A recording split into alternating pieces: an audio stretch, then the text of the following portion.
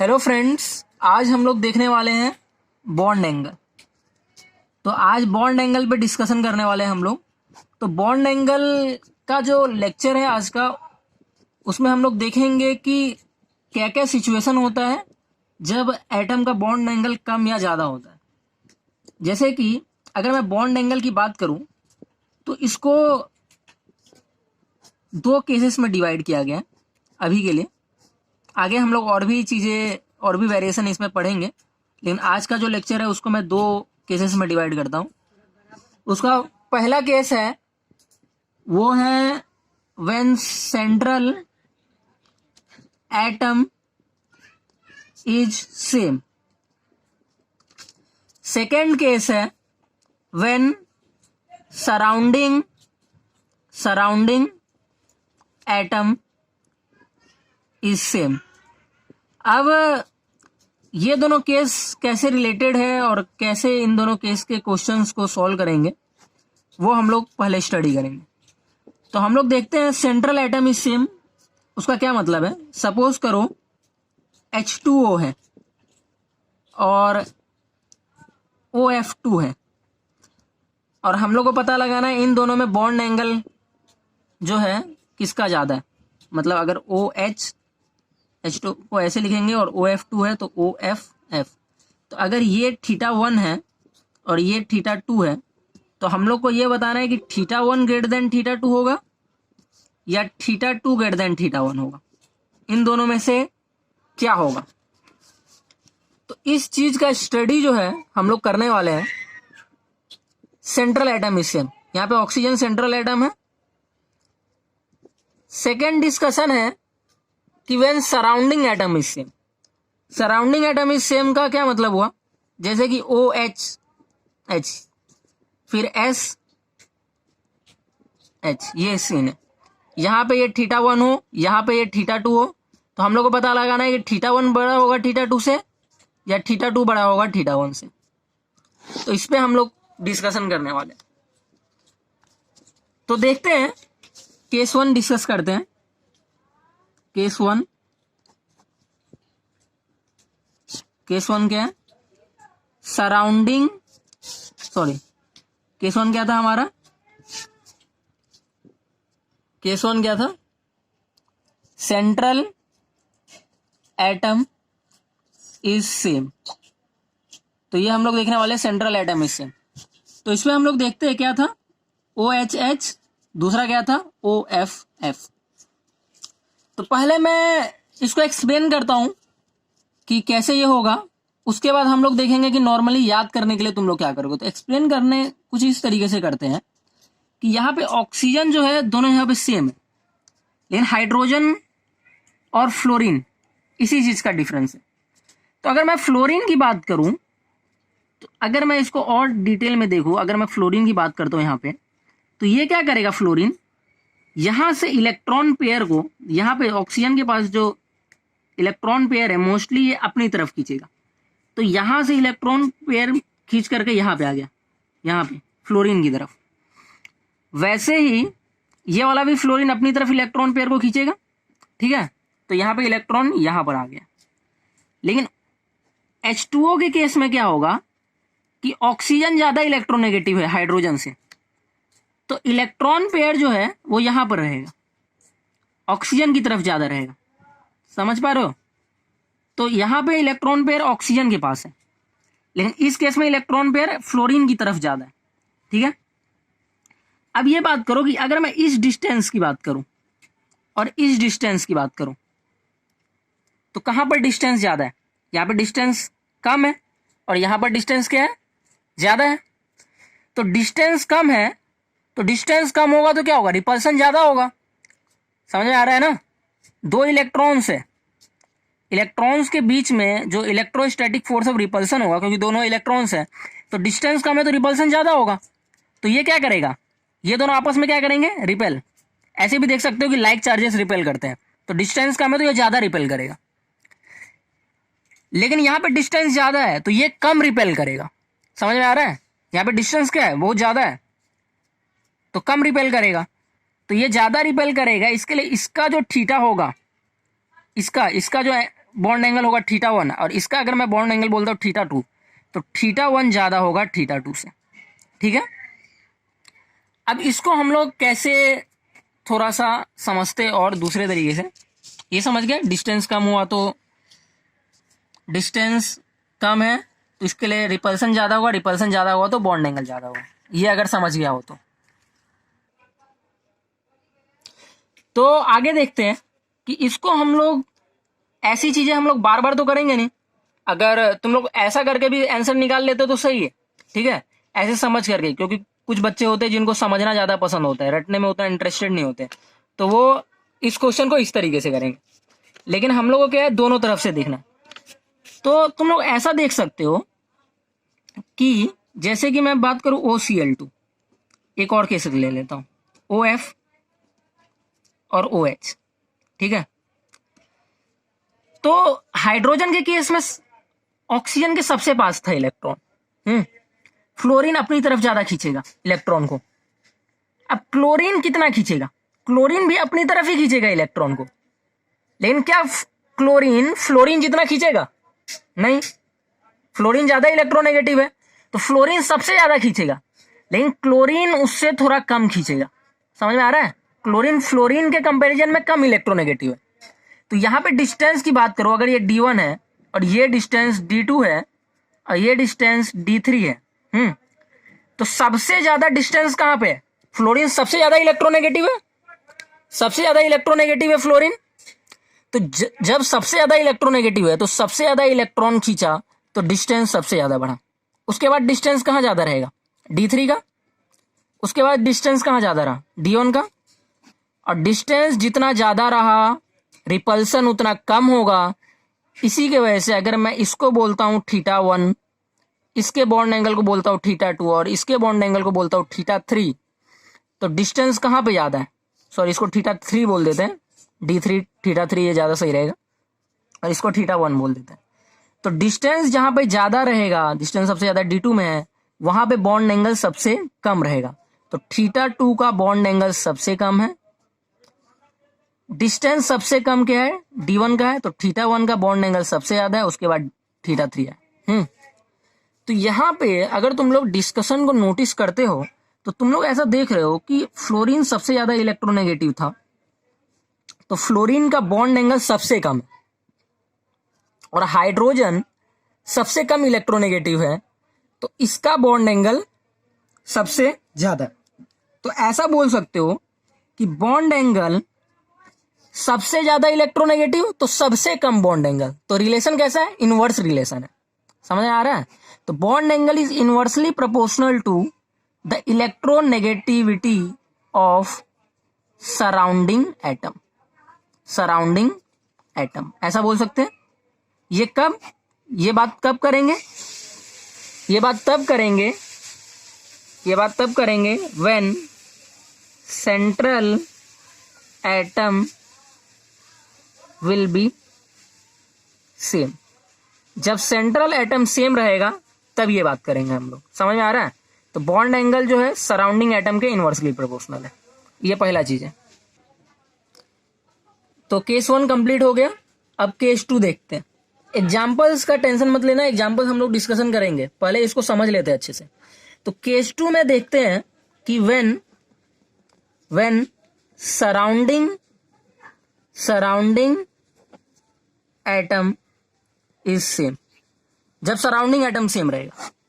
अगर तुम लोग को फर्स्ट डिस्कशन जो मैंने बताया था when central atom is same वो समझ में आ गया है, तो तुम लोग इसको भी खुद से एक बार ट्राई कर सकते हो सोचने का।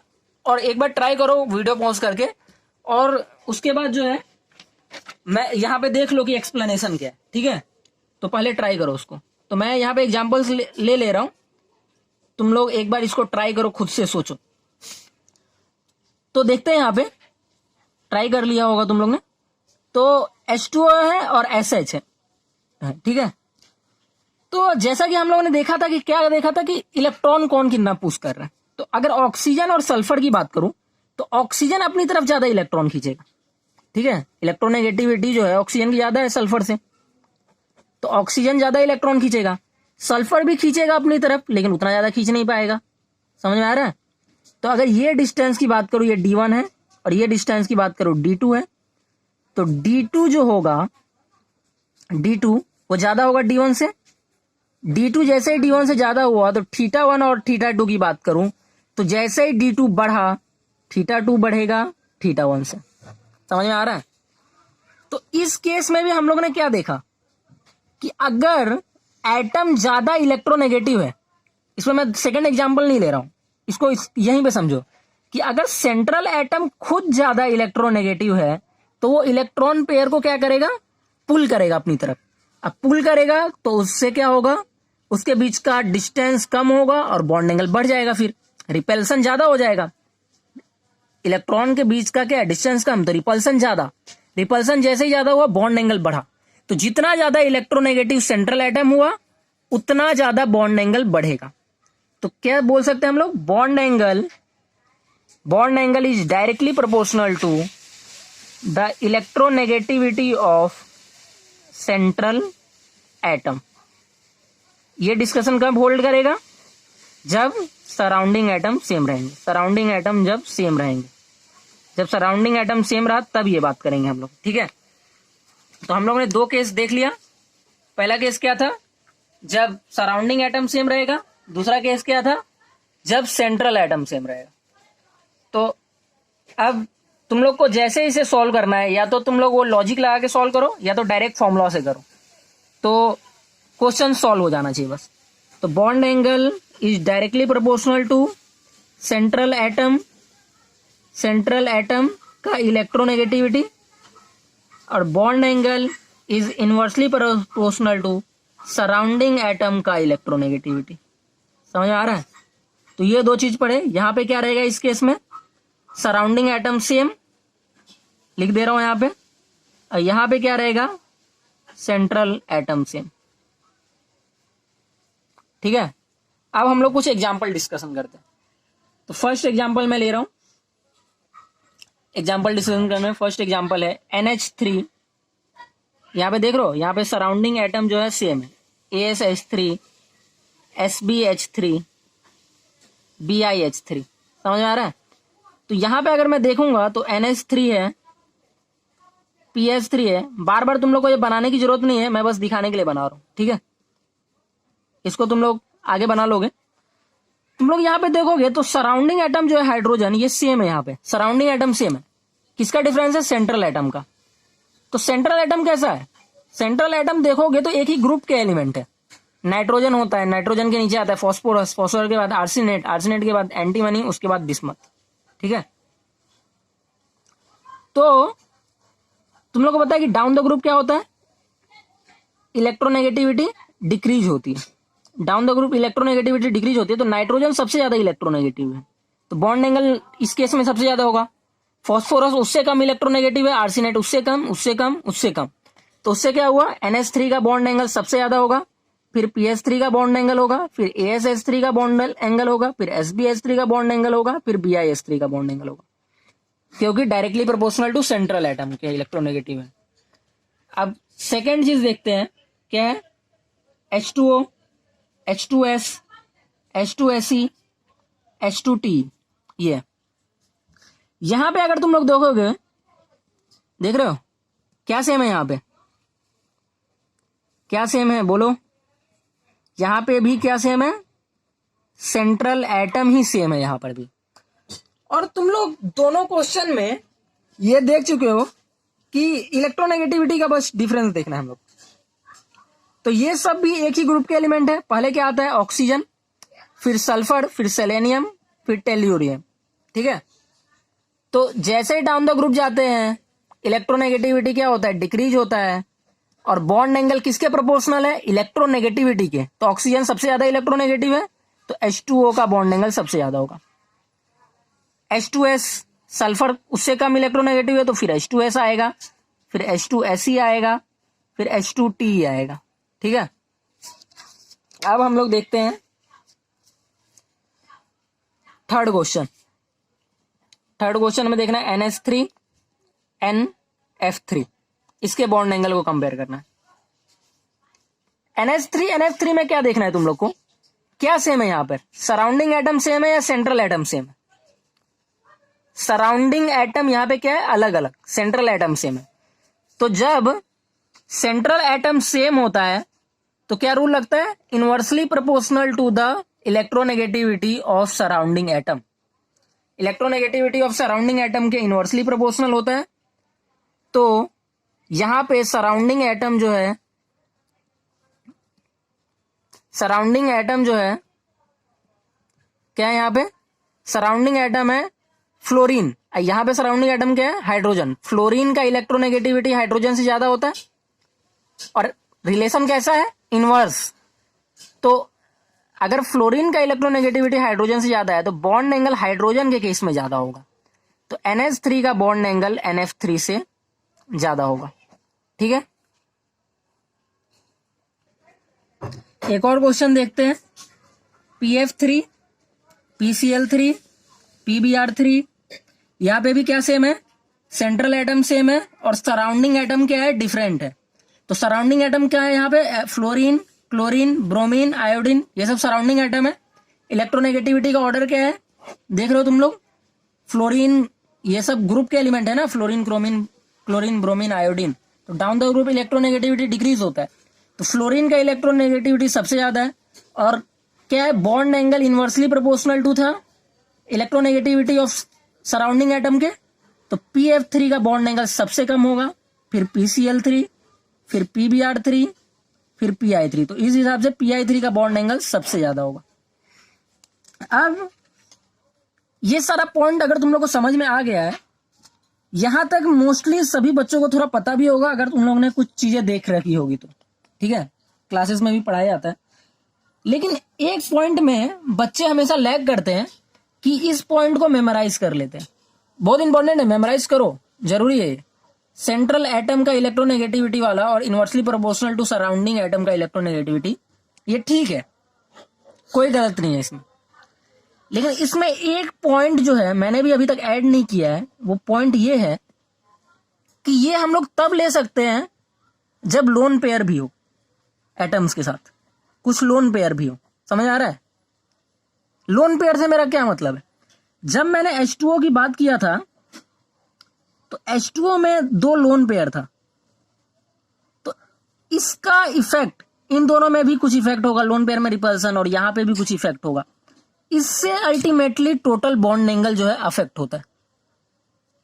लेकिन मैं अगर एक क्वेश्चन तुम लोग को देता हूं कि CH4 और CF4 का बॉन्ड एंगल क्या होगा, इन दोनों केस में बॉन्ड एंगल क्या होगा, ये बहुत इंपॉर्टेंट क्वेश्चन है।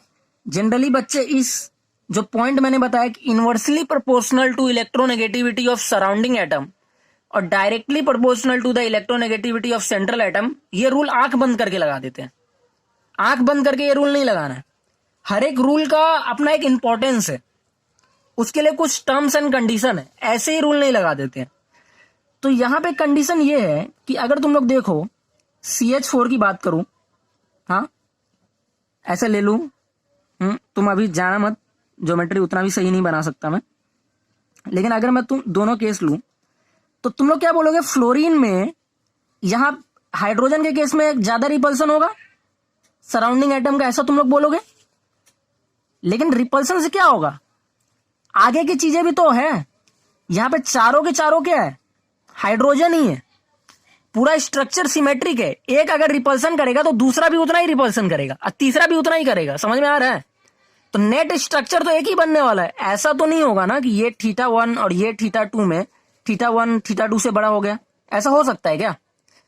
अगर एक सिमेट्रिक स्ट्रक्चर है, यहाँ पे चारों हाइड्रोजन सेम है, यहाँ पे चारों फ्लोरीन सेम है, चारों फ्लोरीन सेम है, लेकिन अगर मैं OH की बात करूं तो यहाँ पे सारी चीजें सेम नहीं है, यहाँ पे लोन पेयर भी है। यहाँ पे OF2 की बात करूं तो यहाँ पे लोन पेयर भी है। तो ये बॉन्ड एंगल जब बढ़ता है, जैसे कि ये बॉन्ड एंगल बढ़ा तो ये बॉन्ड एंगल कम होता है। समझ में आ रहा है? तो नेट इफेक्ट अलग से जो हम लोग का रिजल्ट आता है वो नेट इफेक्ट से आता है, लेकिन इस केस में ऐसा नहीं है। अगर मैं CH4 और CF4 की बात करूं तो कोई ऐसा लोन पेयर नहीं है, पूरा स्ट्रक्चर सिमेट्रिक है, तो बॉन्ड एंगल जो है सेम ही होगा। तो समझ में आ गया? ये रूल तब अप्लाई करोगे जब लोन पेयर वगैरह भी हो, उसमें एटम में लोन पेयर होना जरूरी है, अदरवाइज ये रूल अप्लीकेबल नहीं है। समझ में आ रहा है? समझ में आ गया? Thank you.